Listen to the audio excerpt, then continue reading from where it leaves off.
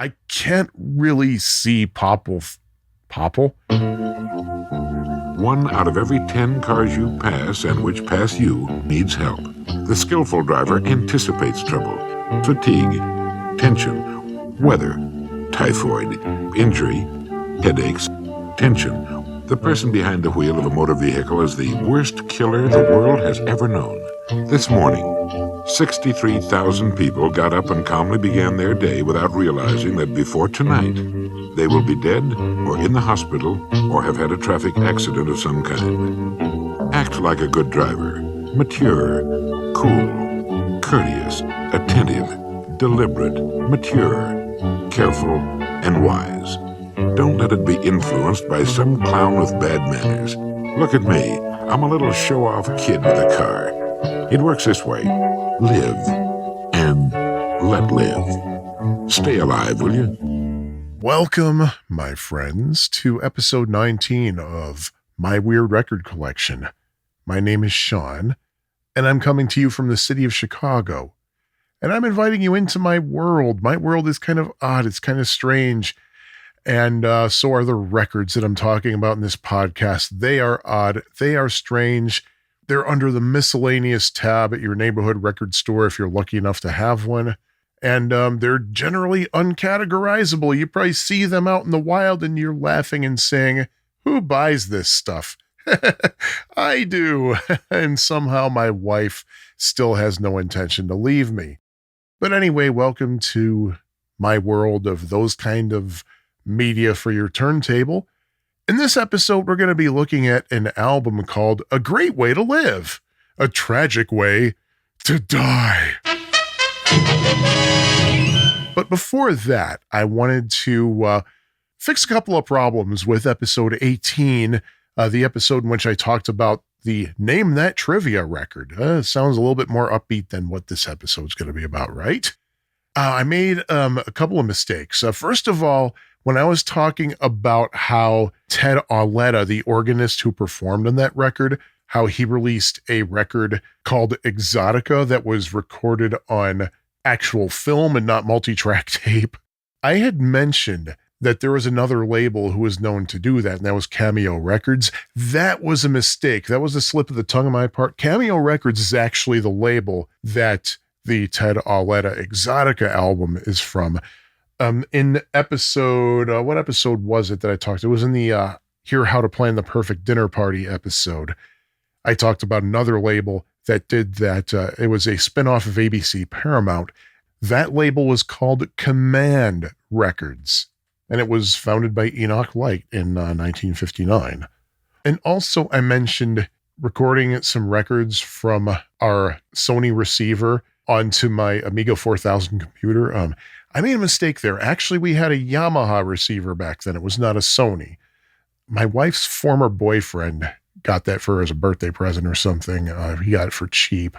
And a few years ago, it started to go on the fritz, like the right speaker port wasn't working and there were a couple other things wrong with it. So I went out and got us a Sony receiver to replace it. My wife is a lifelong Sony snob.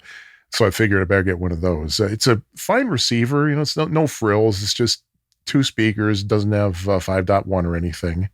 Weird thing. A couple of weird things about it. Number one, you cannot turn the balance all the way to one side. Even if you turn it all the way, you'll still pick up a little bit of the other side. And also, it does not have AM radio in it. Then again, if you're going to listen to AM radio, I seriously doubt your living room stereo system is going to be where you're going to listen to AM radio. But regardless, that's enough for correcting the previous episodes. Now I'm going to give you a couple of updates on things that I had been complaining about during the course of this podcast. For one thing, if you've listened to all the episodes of this podcast, you might remember me complaining about how Logic Pro, which is what I use to record this podcast, it's a digital audio workstation that Apple made. It's basically Apple's equivalent to, say, Pro Tools and their big boy version of GarageBand, basically. There's a little box that you have to click. It's just the letter I, which is input monitoring. If you want to hear yourself over your headphones or speakers or whatever. You want headphones, by the way, because if you just listen to the speakers while you're recording, you might get feedback. Something that I found is that after an update that Apple made to Logic Pro is that if you export your audio and you still have the input monitoring toggled on, it actually exports a blank audio file. Like if you record 15 minutes of music or something and you export with the input monitoring on, it gives you a 15-minute silent file. 2 updates happened since then. Neither of them fixed that issue. Just a couple of weeks ago, from when I'm recording this, Apple put out another update. This time, it actually does export properly with or without input monitoring turned on. So, yay, problem number 1 solved. Now, problem number 2. This is part 3 in Sean's Makaha Sessions saga. Just a quick recap. Record Store Day back in April. There was a record put out, very limited edition. Literally only 75% of record stores could actually get it. That's how limited it was. It was an album recorded by a couple of Wrecking Crew players out in Hollywood. At least one of whom sadly is no longer with us. He died about 5 years ago. That was Hal Blaine. But they released an album's worth of material called the Makaha Sessions. My neighborhood record store, Rattleback Records, they did not get any copies of it, so I could not walk away in Record Store Day with it. But a friend of mine in another state was able to get one for me. So he sent it to me, and it was due to arrive. It should have been in my hands on April 21st, but when it was out for delivery, the mail carrier decided not to deliver it and marked it returned to sender. The alleged reason was because my name was not on my mailbox, which is a big honkin' lie. It's been on my mailbox for 18 years. And as of June 9th, 2025, it's almost 2 months later, it still is in the middle of the postal system somewhere on its way back to my friend. Hasn't arrived at his place yet, put in a missing mail request, and we've not heard back yet from that. We wrote a letter to the, what do they call it? The something attorney or whatever the post office says to write to if you have like ongoing issues. And all we heard back from them was, we got your letter. Thank you. Just keep on checking your tracking and all that. So yeah. And somebody involved with the Makaha Sessions, his name is Nelson Bragg, who occasionally plays with a group that I'm a big fan of. I've mentioned them in a few episodes of this podcast, the Tikiaki Orchestra, and who for a few years was a member of one of my musical heroes backing bands, one of Brian Wilson's backing musicians. He posted on Facebook that there are autograph copies available for $50. So I messaged him and said, Nelson, my copy that I was supposed to get that a friend bought for me is hovering in the middle of the postal system, and I'd love to have one of these. And I'm hoping that maybe my sob story will give me a little bit of a discount on it or something. But we'll see. We'll see. But man, first world problems. But dude, I live in the first world, so of course it's a problem. But you know what else is a problem? Apparently, driving habits. And we're going to talk here about a record that specifically addresses that. It was recorded by a gentleman named Earl Nightingale, and it's called A Great Way to Live, A Tragic Way to Die.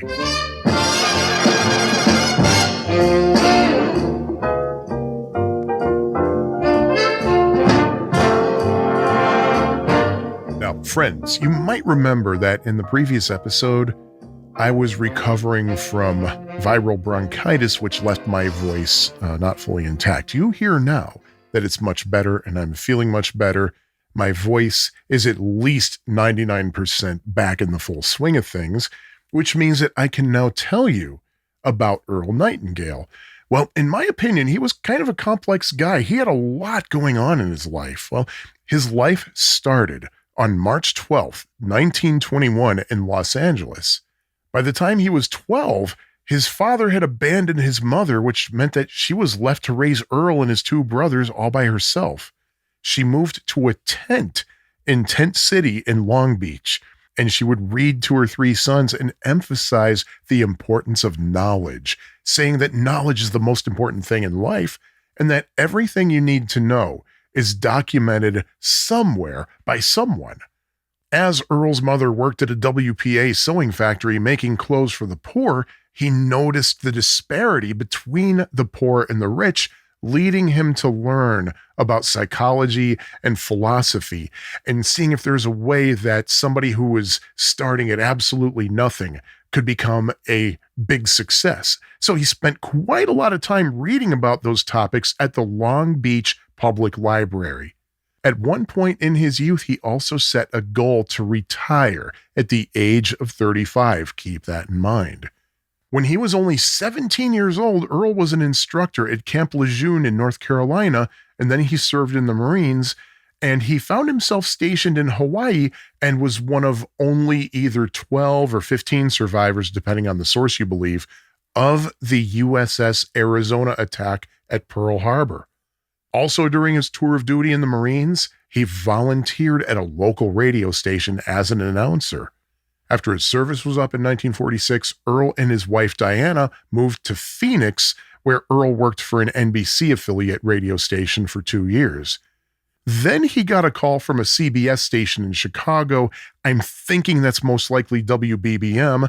And so the Nightingales moved to Chicago, where Earl began a long radio career, and eventually he was on TV as well for a long time.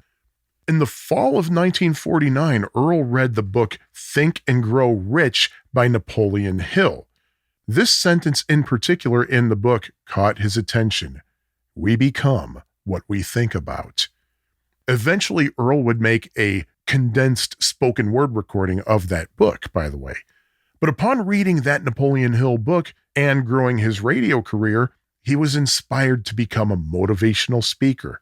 But getting back to his radio career, though, Earl Nightingale provided the voice of the titular character of the radio show Sky King from 1950 to 1954, and I believe that would have been done at WGN in Chicago and was syndicated. In 1956, Earl Nightingale, at age 35, you know what he did? He retired. Well, sort of, but not quite. He simply took a break from broadcasting and spent a few years in Arizona writing.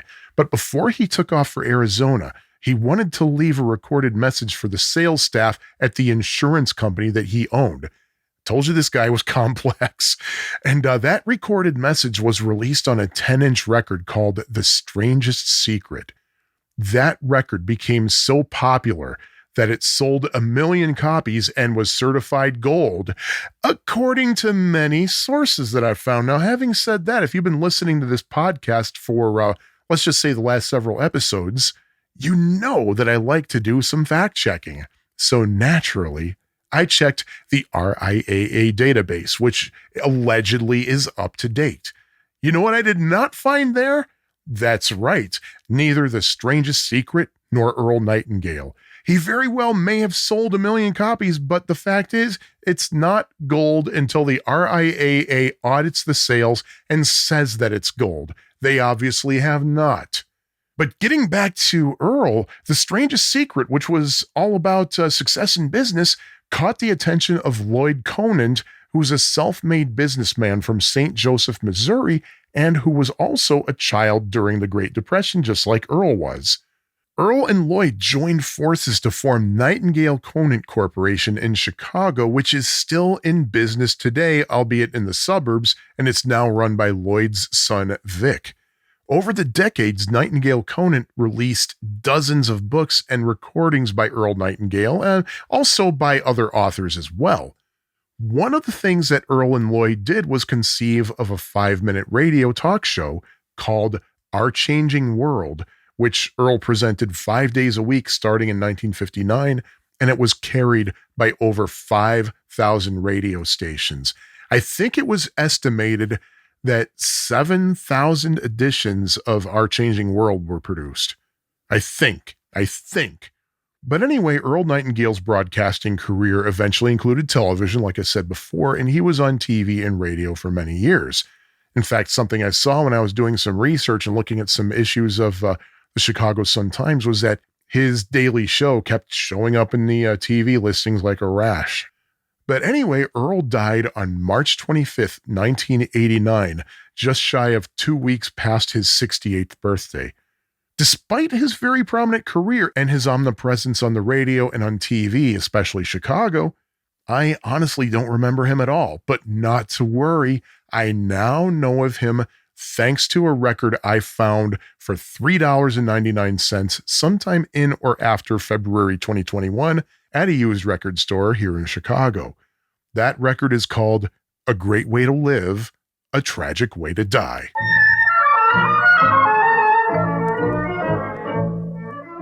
Here's the thing, my friends. When I researched episode 16, it did not take me long to find stories behind the recording and the release of Matyerr Daily on the Record. What with my ability to search the archives of the Chicago Tribune and the Chicago Sun-Times without even having to leave my house. So I figured researching this Earl Nightingale album would be a snap, what with his prominence in Chicago media and eventually national media. Well, my friends, I'm going to tell you, I couldn't have been wronger. And by the way, wronger is an actual word. I looked it up. I just could not find anything about A Great Way to Live, A Tragic Way to Die. I can tell you this, Earl Nightingale released many, many records, but it appears that this is the only one that is not focused on success in business. But I do want to share something with you that Google's AI provided me with when I used the word Nightingale and the phrase A Tragic Way to Die as my search terms. It said, and I quote, Earl Nightingale was a motivational speaker and author. He created an audio program and book titled A Great Way to Live, A Tragic Way to Die. I don't remember the book, by the way. I don't think that's accurate. This work focuses on personal development and achieving one's potential. No, it does not. That trustworthy artificial intelligence, huge emphasis on the word artificial, was probably getting it confused with Earl Nightingale's faux gold album, The Strangest Secret. And just for good measure, the Google AI also provided me with 4 bullet points about Florence Nightingale, and then a conclusion that reads, and I quote, the phrase "a tragic way to die" is linked to Earl Nightingale's work, not Florence Nightingale's life or death. Thanks, AI. But here's what I can tell you. Various sources have attached 2 dates to this album. Some listings on the web say it's from 1958, while others, including Discogs.com and WorldCat, say 1967. WorldCat, by the way, for those of you who don't know, it's an online card catalog that searches libraries literally all over the world, hence the name WorldCat. But whatever the case, the copyright date on my copy of the record is 1968. My thinking is that the record was released twice, once in 1958 and again in 1968. The reason I'm making this educated guess is that the record was released with 2 completely different covers, and they most certainly could match up to the times. One certainly looks like it was produced in 1958, and the other definitely has kind of that 1968 marketing feel to it in terms of business. The cover that I suspect comes from 1958 is a color illustration that features 4 teenagers, or what I believe are supposed to be teenagers, in a convertible with the top down. It's 2 couples. In the front seat, the male is driving while the passenger looks at him a bit flirtatiously, and in the back seat, the male is sitting on the passenger side and he's playing an acoustic guitar while his seatmate is just kind of looking straight ahead with an awkward smile on her face, and she's wearing a large sun hat with red flowers on top of it. There's a yellow background on the cover with a drawing of Earl Nightingale looking very stern in the upper left corner.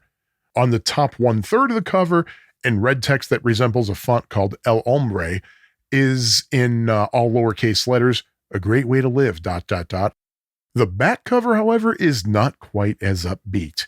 It's black and white for one thing, And right up front and to the left, very prominently, is a dead tree with automobile wreckage in front of it. Obviously, a car has hit the tree. In front of the wreckage is a blanket-covered body with both legs sticking out from under the blanket, and there's an acoustic guitar with a broken headstock next to the body. Again, this is a drawing, it's not a gory photograph or anything. But in the background, there are several vehicles, including an ambulance. In the top right quadrant, in kind of a brush script font face, are the words, again, all lowercase, ... a tragic way to die. At the bottom, in small black, bold, all uppercase text, are the words Nightingale Conant Corporation, along with its address.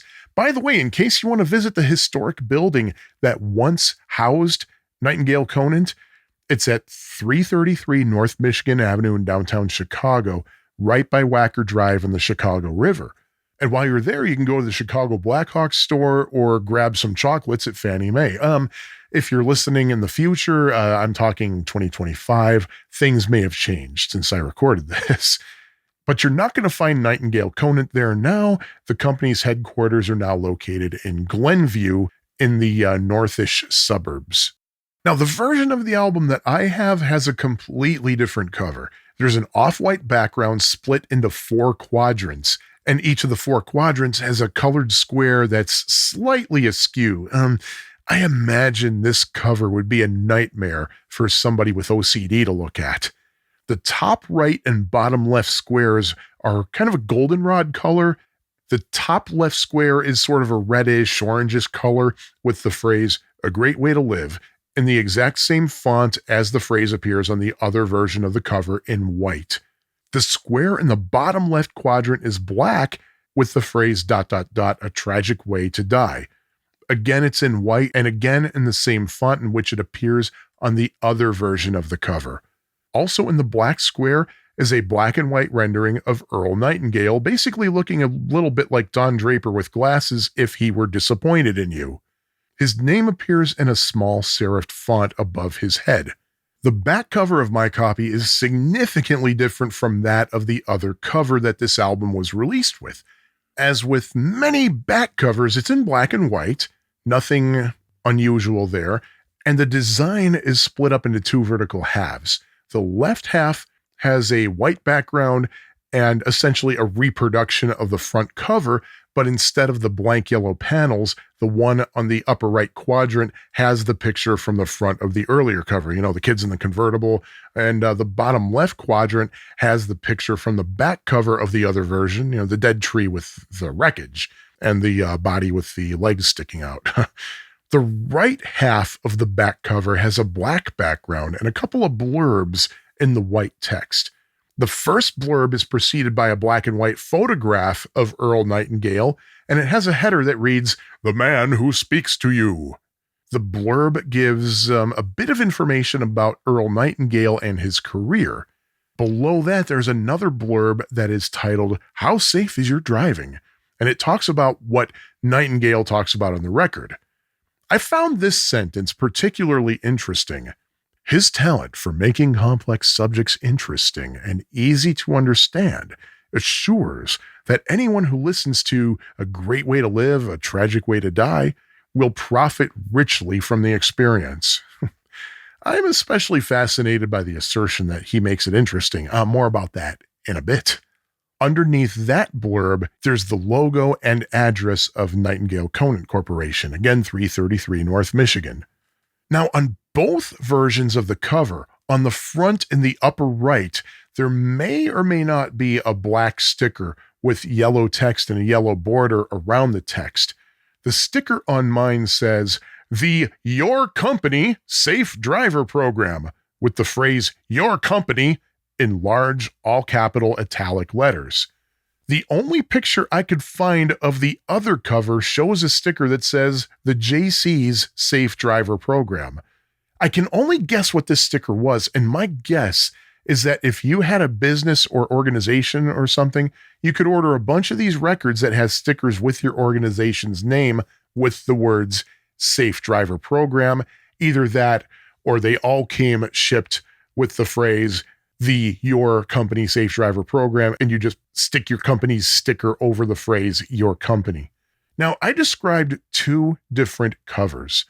Unfortunately, I cannot do the same with the record label. I was unable to locate a picture of the label on the version I do not have, and I cannot assume that the two different versions of the album have the same label. And in fact, judging from Earl Nightingale's discography as a whole, the different releases of the album probably do have different label designs.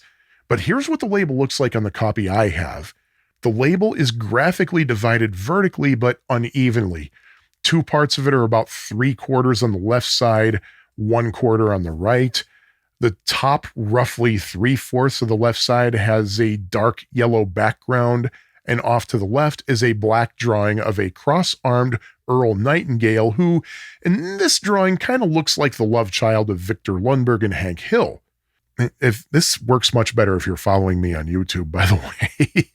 In the yellow section below the spindle hole is Earl Nightingale's name in a script font. And above the spindle hole in a red font are the words, "A Great Way to Live." And in the black section on the right quarter of the label are the words, say it with me, "A Tragic Way to Die." Both of those phrases are in the same colors and fonts as they are on the front cover. The bottom left portion of the label is white with black text with 33 1/3 RPM, the side indicator in a slightly smaller font, and then in the same font as the speed, that is 33 1/3 RPM, is the word monaural. All that text is in capital letters. Now, personally, if you don't mind me interjecting my opinion here, I find it interesting that the word monaural is in a bigger font size than the side indicator, as if it's more important that you know that this is a mono record than to know what side you're playing. For the record, pardon the pun, I do not know if there is a stereo version, but I kind of doubt it because except for a few sound effects at the very beginning and very end of each side, the only other sound is that of Earl's voice. So it wouldn't really make sense to make a stereo version. And also assuming that both versions of the album are the exact same recording, stereo was very, very rare in 1958 and used primarily for jazz recordings. Also on the white portion of the label is the address for Nightingale Conant Corporation. Back to the yellow portion of the label, along the circumference of the label is this warning: "Reproduction in any form expressly prohibited." Now, I want you to remember that because I'm going to bring that up again when I talk about the contents of the record, which will be right now.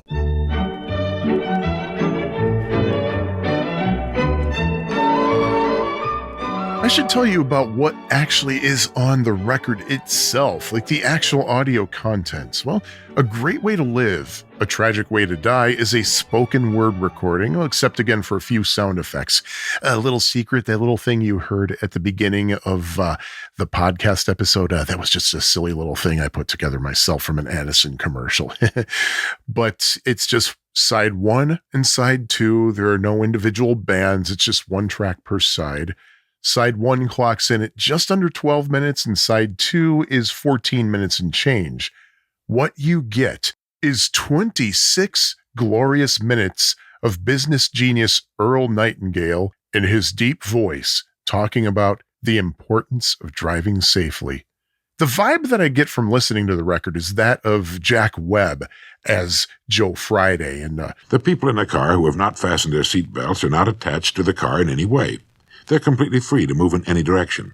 If the car hits something, the bumper stops, the engine stops, the car stops, but the people continue to travel at precisely the same speed the car was moving at the time of the accident. They become flesh and blood and bones projectiles until they strike whatever happens to be in their path.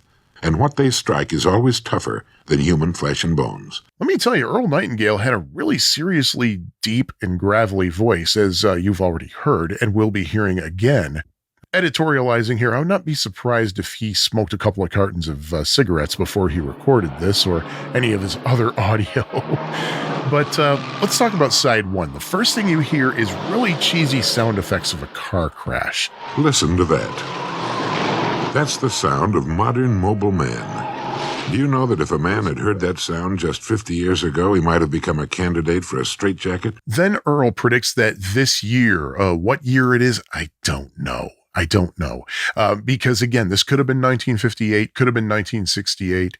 Theoretically, Earl could have recorded different versions of the album in different years, but I don't know. But whatever year it is, he's predicting that there will be 15 million traffic accidents involving 25 million drivers. Furthermore, he says this: About 50,000 of them will die, tragic, painful deaths. 50,000 human beings, kids, helpless little children, young men and women, middle-aged and old people, smashed and broken and banged and lacerated to death. 50,000. That's a lot of people. Almost 2 million will be seriously injured in traffic accidents. The actual cost in dollars comes to about 9 billions. Didn't know you're supposed to pluralize the billion part. If things don't change, 1 out of every 2 children born will be killed in a traffic accident, according to Earl Nightingale. And just to add to the bleakness, This morning, 63,000 people got up and calmly began their day without realizing that before tonight, they will be dead or in the hospital or have had a traffic accident of some kind. Really, it makes me wonder why any of us should even bother leaving for work. According to Earl Nightingale, about 33% of the drivers involved in traffic accidents are 25 years old or younger.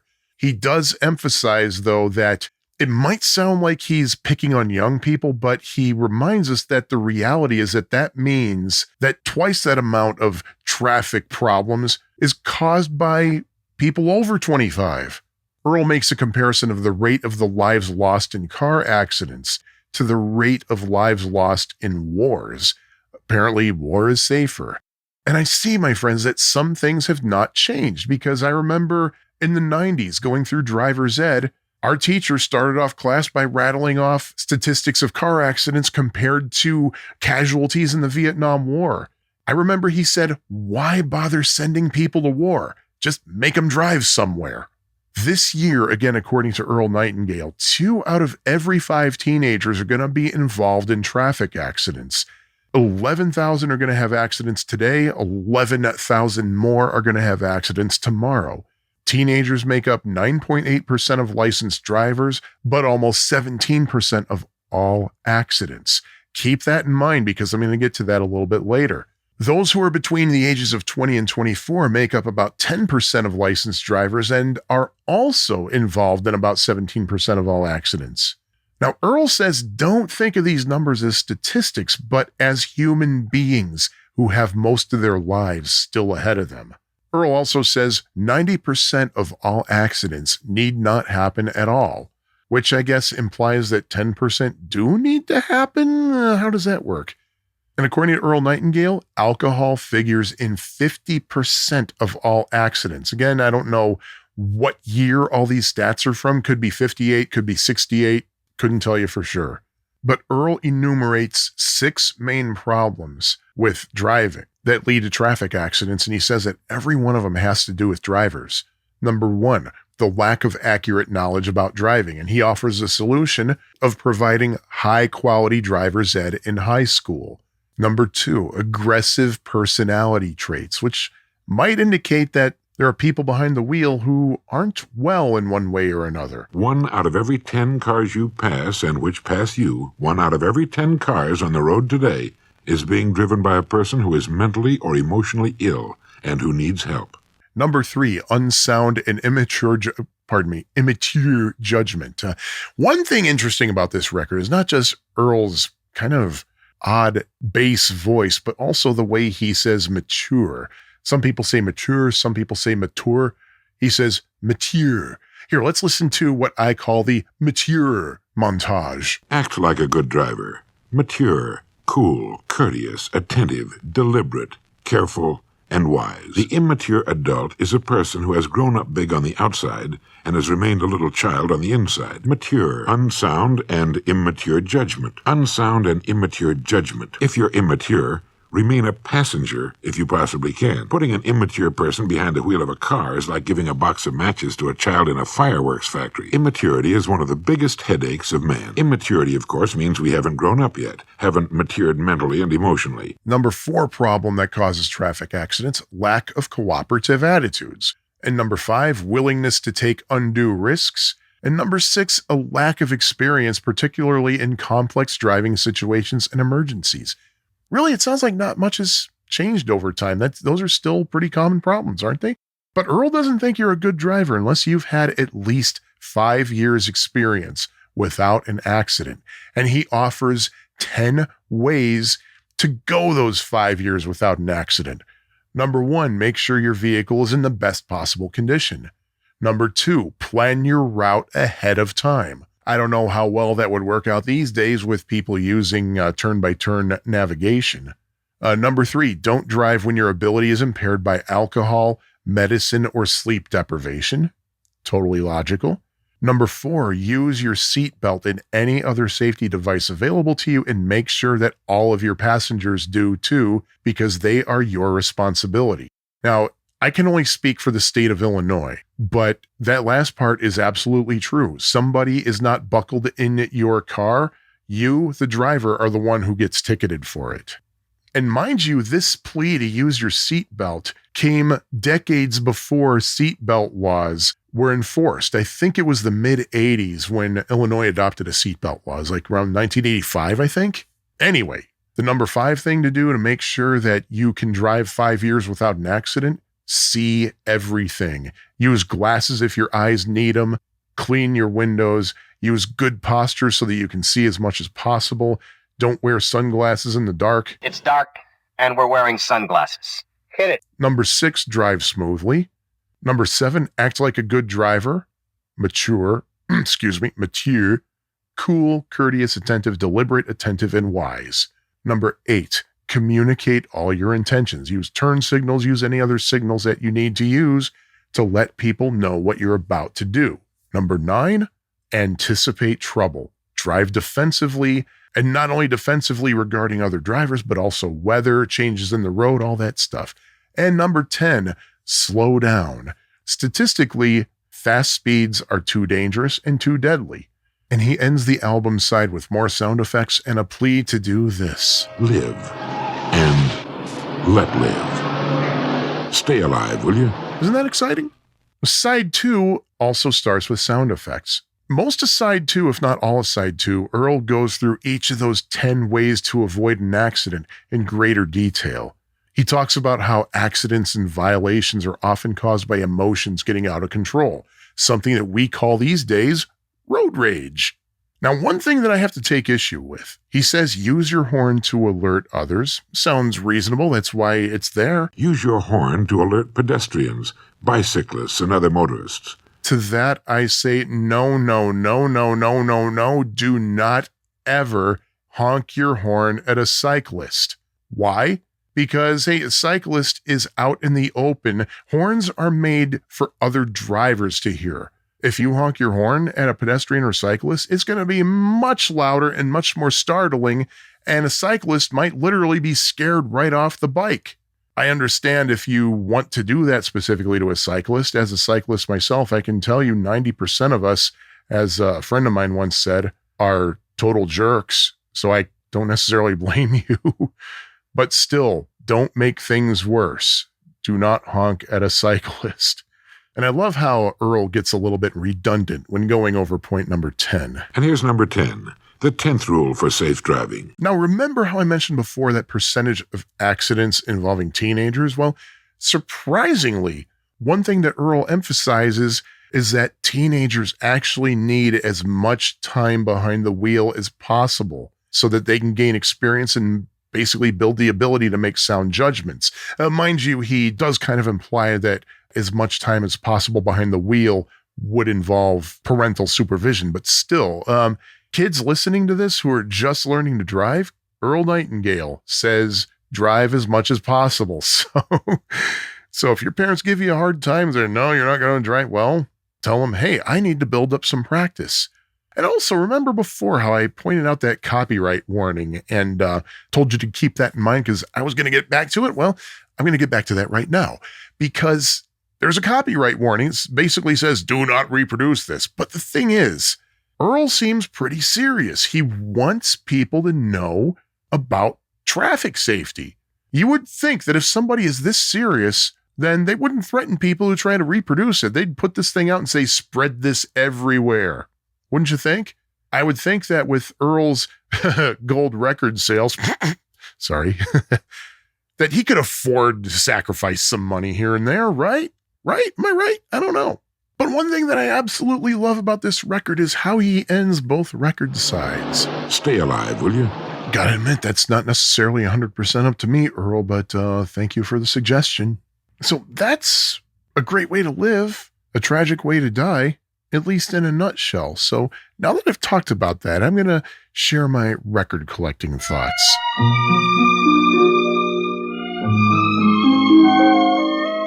For this episode, when I talk about record collecting, I'm going to kind of go a little bit in a broader topic, I guess, and totally throwing off what I had originally planned for this episode, which is kind of serendipitous because that means, hey, I got something for next episode already. But it goes back, let's see, I'm recording this on this part, at least, on June 12th, 27 hours after I got a call from my wife, Lisa. And when I saw her name come up on my phone, I knew something was either extremely great or really bad because she does not like talking on the phone. She usually texts me. So I picked up the phone and she was in tears. And my first thought was, oh crap, did she find out she's getting laid off or something? And she said, did you hear the news? I said, no. No, what news? And she said, Brian died. And she was talking about Brian Wilson. I'm not 100% sure if it's come out through this podcast, but we are massive Brian Wilson fans. To me, the only thing higher than Brian Wilson would be the Beatles. To me, the Beatles are the end-all, be-all, but close second, Brian Wilson. And I'm much more, say, a Brian Wilson fan than I am a Beach Boys fan. So I figured for this particular segment, for this episode, I'd talk about some interesting things in my Beach Boys / Brian Wilson collection that I've picked up over the years. And that includes the merged collections of Lisa's and mine, by the way.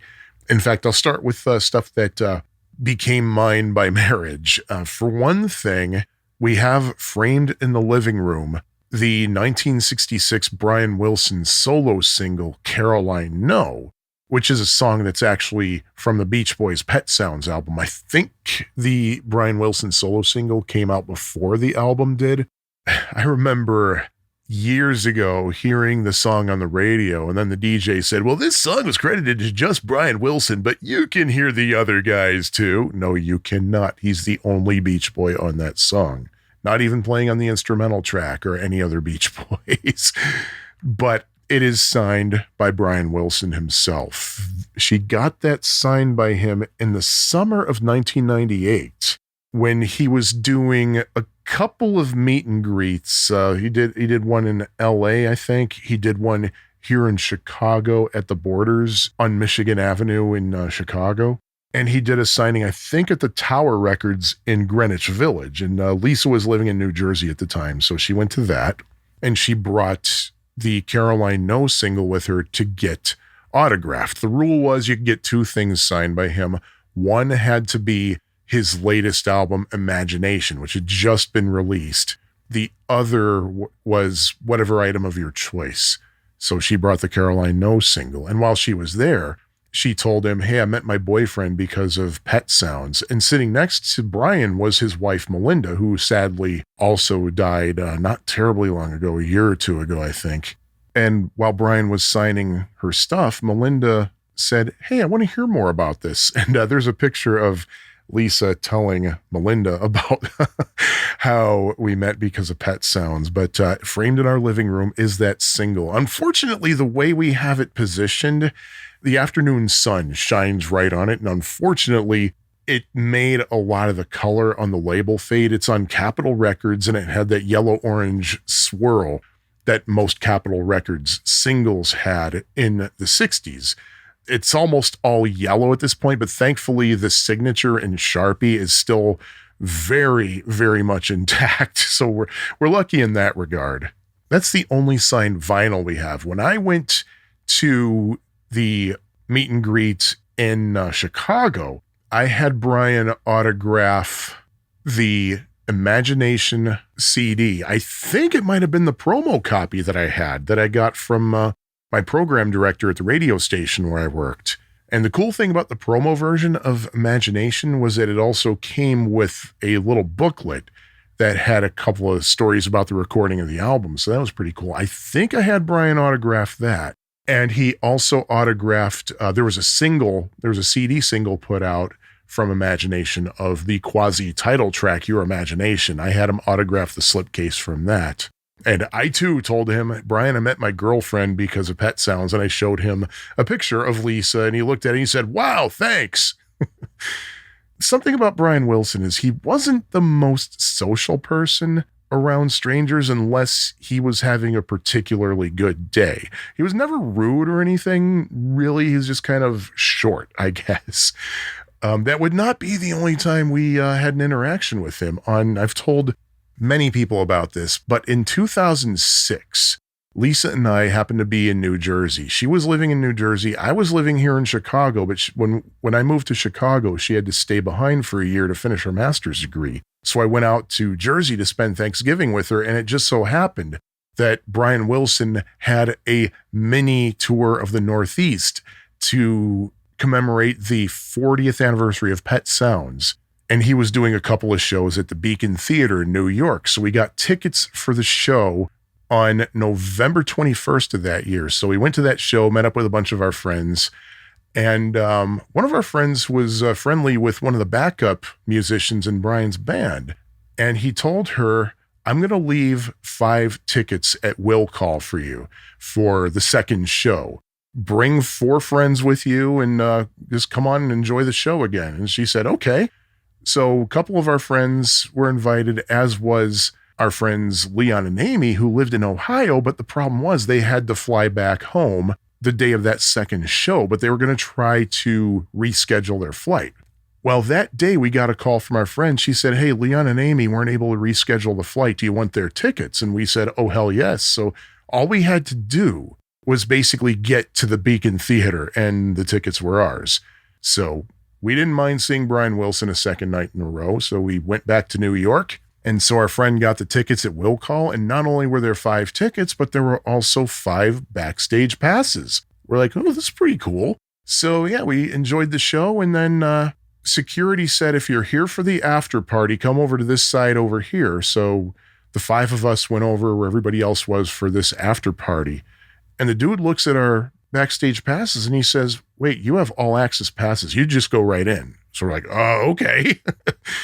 And Lisa wanted to get back there just to thank the guy in the band who provided the tickets. We've met him several times before, so we just wanted to go in, say thank you, and then leave. But it turned out we didn't just go in, say thank you, and left. We chatted with him for a few minutes. We chatted with a few other guys in the band. They were always fun to talk to. And Richie Havens was backstage too. Craziness. And Al Jardine, another member of the Beach Boys, he happened to be performing with Brian that night. And so we got to talk to him for a few minutes. And Lisa said to him, Al, I'm so happy that you mentioned Travels with Charlie in your song California Saga, because I'm an English teacher. And Al said, well, I'll let you in on a little secret. I never read that book. Lisa was so disappointed to hear that. She's like, yeah, you don't ever tell an English teacher that you haven't read that particular book. But while we're just kind of mingling with our friends and a couple of the band members, we see Brian himself. He just walked in, headed over to a little card table that had a pitcher of water, and he poured a glass of water. And Lisa grabbed my arm and said, come here, come with me. And she's walking over to Brian. I'm like, what are you doing? Are you crazy? This is Brian freaking Wilson. And suddenly there we are standing in front of him. And Lisa said, hey, Brian, my name's Lisa. This is my husband, Sean. He put his water down. He smiled and offered us handshakes. And he said, hi, Lisa. And Lisa said, Brian, I just want to say thank you for your music. And I said, yeah, Brian, thank you so much.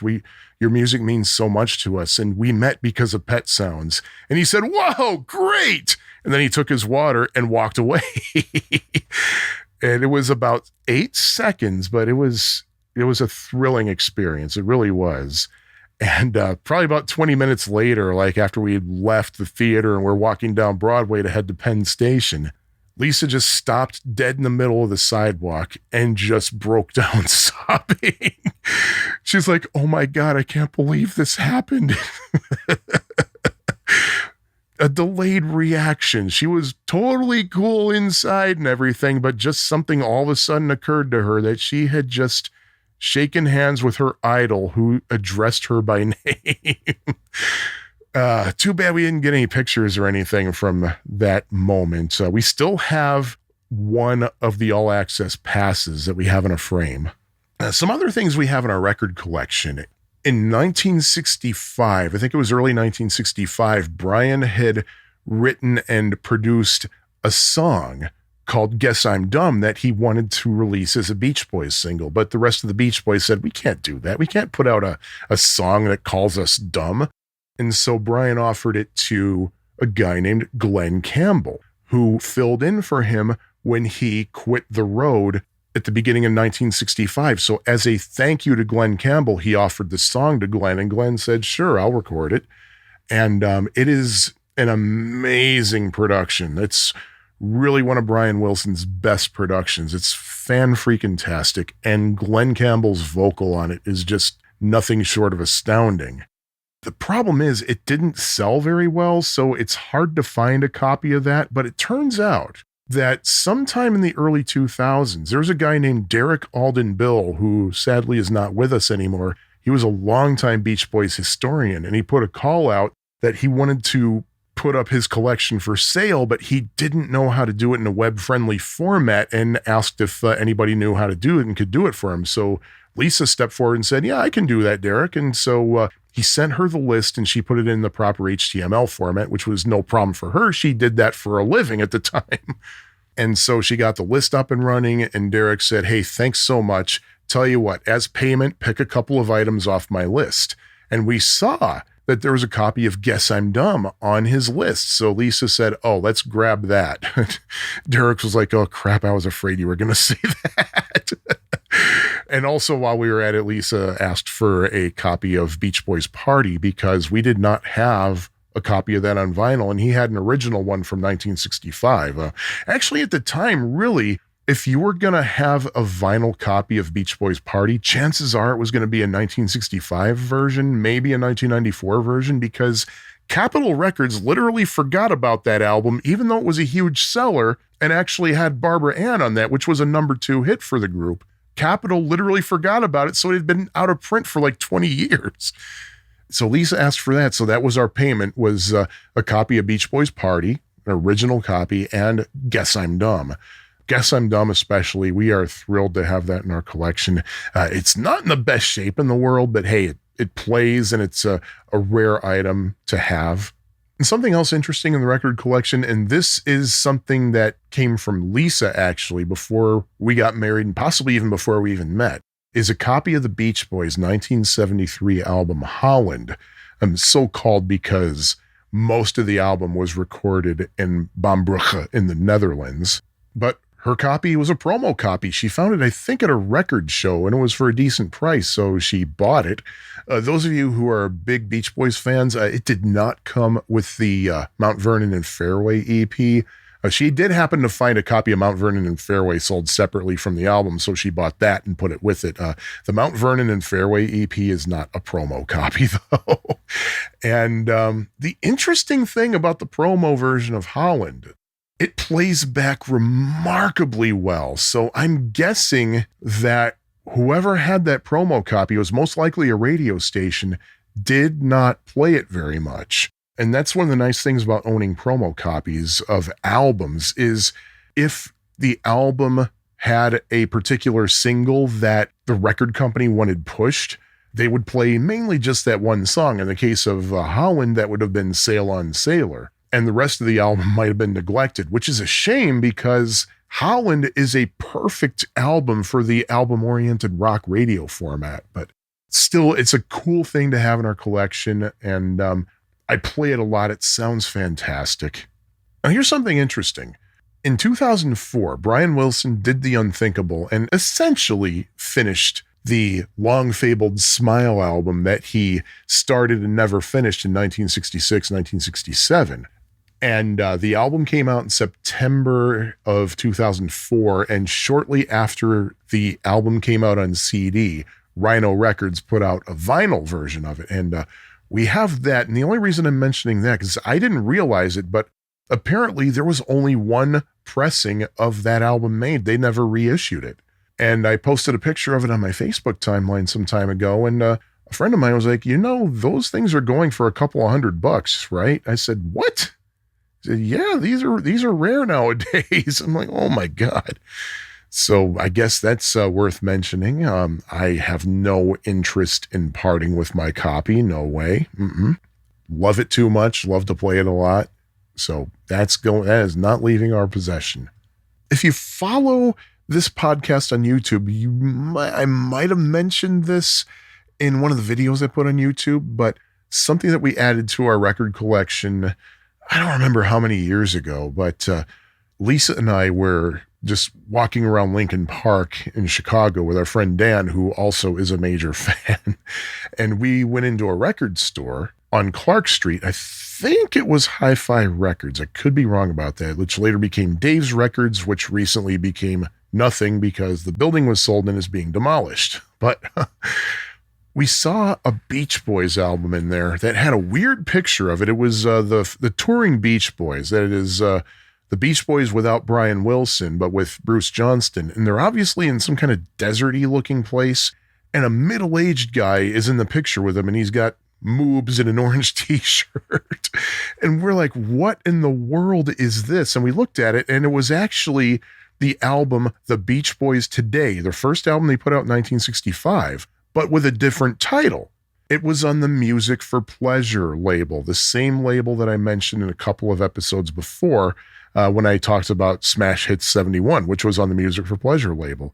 And we thought it was just so hilarious. And we're like, they only want $5 for this. Let's buy it. So it's an interesting variation, a totally different cover, but the same contents of the Beach Boys Today. And the thing is, we are now looking for the Music for Pleasure version of Pet Sounds, which I think they retitled something like the Beach Boys Fabulous Hits or something. But it's just interesting to see that kind of a variation. So I don't know what more to say about that. And I guess at this point, I can talk about what I think might be a holy grail or two or three, perhaps, in terms of Brian Wilson vinyl collecting, just to keep this on topic, considering that I think of this podcast as a record collecting podcast.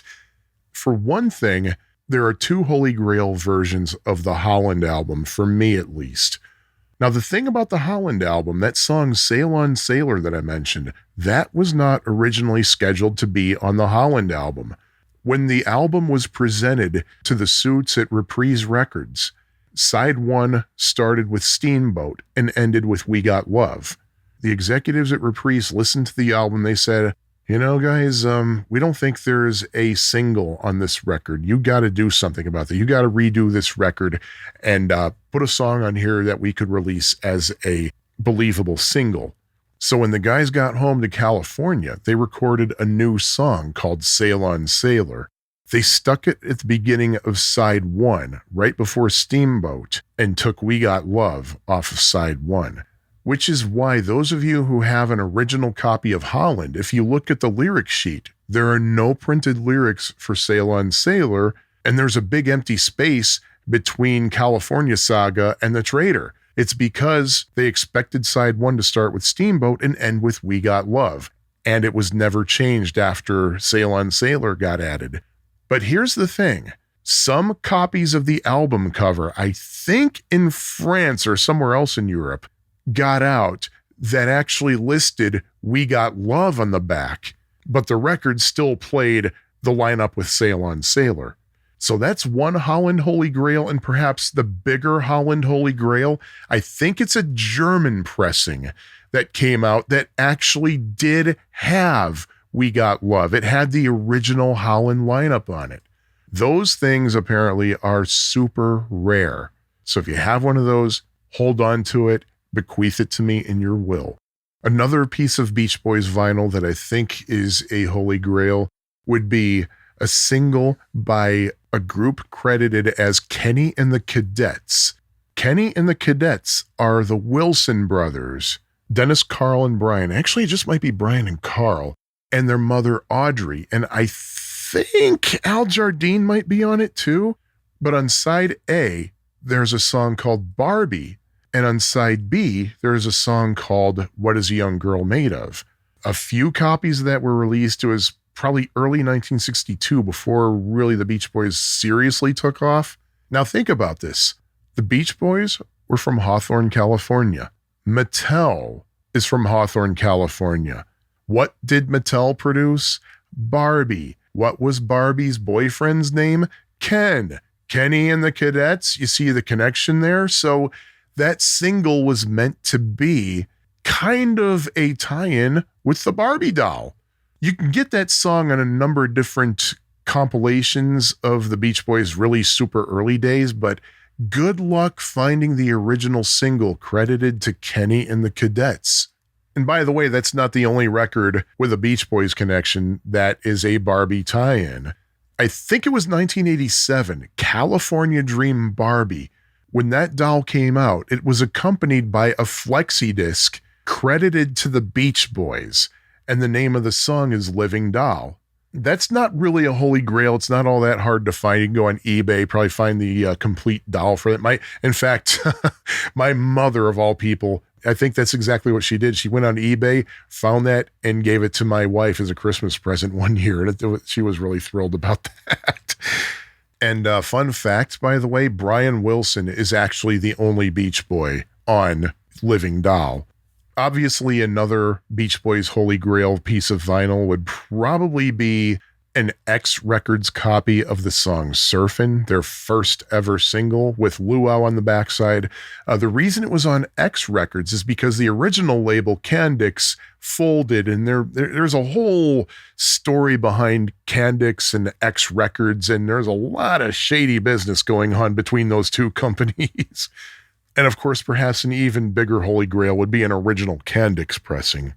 Chances are you're never going to find one of those, and chances are if you ever do, it'll be somewhere in Southern California, because I don't really think those got out very far. Interestingly, Surfin' got to number 75 on the Billboard Hot 100, but I think that was simply based on sales just in the Los Angeles metropolitan area. That's how many sold in that small piece of the country that it was able to go to number 75. It was a local smash. And another kind of micro holy grail might be the original pressing of their All Summer Long album from 1964. And why might it be a holy grail? Well, because the song Don't Back Down, the last song on the album and the last song the Beach Boys did that had a surfing theme to it until I think 1992, on the front cover, the song is listed as Don't Break Down, which if you know anything about Brian Wilson, you know what a creepy typo that was, considering how just a few months later, on December 18th, 1964, during a flight to Houston, Brian Wilson had his famous nervous breakdown in flight that led him to more or less permanently quit touring with the Beach Boys and just staying home to write and produce. Copies that say Don't Break Down are easy to spot because the track list on the front cover is in yellow or goldenrod. Corrected versions that have Don't Back Down listed properly, the track listing on the front cover is in black text. Now, the thing is, copies that say Don't Break Down are not all that hard to find, and when you do find them, they shouldn't be terribly expensive, but it's still pretty cool to have. I'm fortunate enough to have one. Or I don't know if fortunate's the correct word in this case, but still, it's pretty interesting to have a copy on hand. So really, that's kind of where I wanted to go with this particular episode's segment about my record collecting thoughts and things, other than to say, rest in peace and music, Brian, and thank you.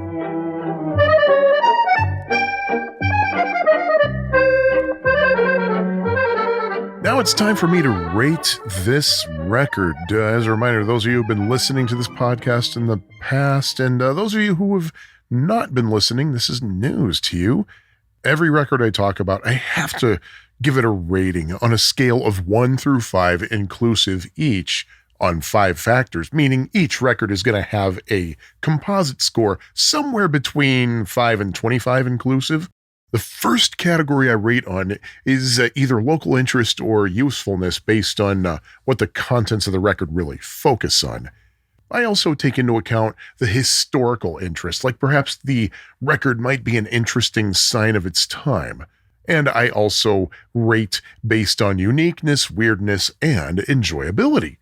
I think this is actually an occasion, though, in which I can rate both local interest and usefulness and just average them together.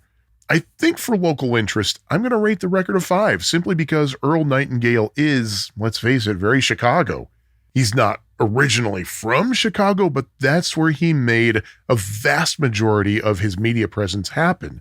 And also, that's where he had his very successful business with Lloyd Conant. So longtime Chicagoans might find this particular item interesting. And I think actually the record itself does have a lot of useful advice. Drive slower at night and during not ideal weather conditions, keep your car in shape. And because he's a businessman, he mentions how keeping your car in shape will also keep the trade-in value at an optimal level. Don't drive while intoxicated or tired. I'm not going to rate the usefulness of 5, though, simply because you can say and preach all you want. People are still going to do what they're going to do. They're still going to go over the speed limit. They're still going to floor it at yellow lights. They're still going to drive while deprived of sleep. So I'll give the usefulness a 4. How's that? So for the combined rating of local interest and usefulness, I'm going to give it 4.5, an average. There we go. Historical interests, I need to think about that. I mean, I can't really see people flocking to this record as a piece of history. I have personally attached 2 dates to this record, 1958 and most likely 1968. But honestly, the contents of the record do not really give any implication of the times. It could be honestly from any time.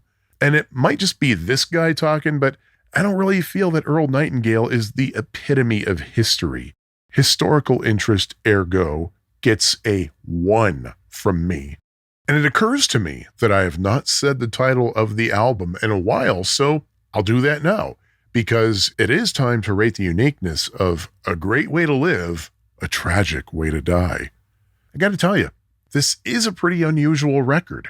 I've not in my travels happened upon any other car safety record, and this is the only copy of the album I've ever personally encountered. And it does seem odd that Earl Nightingale did record a driving safety record amid many other records he did that were all about business success. And copies of the record, either version, are pretty dang scarce. I could only find one on Discogs.com. The asking price was $30, and I think it was the original version with the Happy Teens in the car on the front. Nothing on eBay, nothing on Etsy, nothing on Amazon. And when I Googled the title, I didn't really come up with any vendors or anything making it available. So I think I need to rate this record a 5 for uniqueness. Now, weirdness, I honestly don't know where to go. The record is unique, but I don't know so much about the weirdness. The concept of a stern narrator warning about the dangers of unsafe driving is nothing weird, nothing unusual. Spoken word records are not unusual.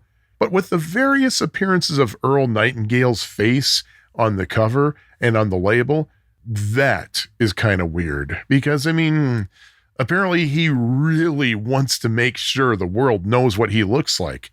But that's a little bit stretching it in terms of weirdness, so I'll just give the weirdness rating a 2.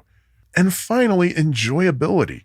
I listened to the album 3 times within a couple of days to prepare my notes for this episode, and I've heard it before then, too. With Earl's Joe Friday-like delivery and the now hackneyed statistic dump of traffic accidents and the sound effects that sound like they came from the same sound effects library used by the likes of Ed Wood, At first I felt there was some unintentional humor, but the more I listened, the more I didn't really feel that way, partly because probably every one of us knows someone who was injured or killed in a car accident. In my case, I know both. Honestly, though, I kind of got bored with repeated listens, which is something I hadn't really experienced all that much with any other record I discussed in this podcast in the past year and a half I've been doing it. Repeated listening usually left me with the same feelings as I did from the first listen, but not in this case, my friends. But I can't help but go back to the seriousness of traffic accidents. Regardless of whether the production is corny or the narrator is unintentionally funny, this is not an enjoyable listen. So I'm going to say the enjoyability gets a rating of 1. So now we got some calculating to do, friends. Composite rating of both local interest and usefulness, 4.5. Historical interest, 1. Uniqueness, 5. Weirdness, 2. And finally, 1 for enjoyability, giving the composite rating of A Great Way to Live, A Tragic Way to Die, 13.5.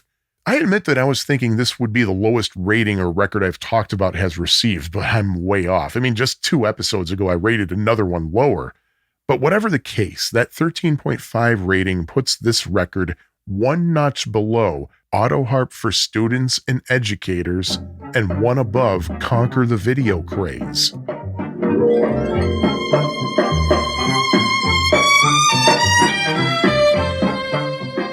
My friends, that is the end of episode 19 of my Weird Record Collection. I told you everything I could about A Great Way to Live, A Tragic Way to Die. Do you have any thoughts on this record or anything else relevant to this podcast? Well, guess what? Before I tell you about next month's episode, I'll tell you exactly how you can send those thoughts, and I'll, of course, give credit where credit is due. My email address is myweirdrecords@fab4it.com. Fab4it, by the way, is spelled F-A-B, the number 4, and then I-T. The website for this podcast is very similar. It is myweirdrecords.fab4it.com. By the way, when you go to my website at myweirdrecords.fab4it.com, you may notice there is a link that says Buy Me a Coffee. That is a way that you can support this podcast. I'm not really going to buy a coffee. Instead, I'm going to put the money toward this podcast and its maintenance and upkeep. Don't tell the people that I'm not actually getting coffee with it. I don't like coffee. You can also contact me on the various social networks where my handle is My Weird Records.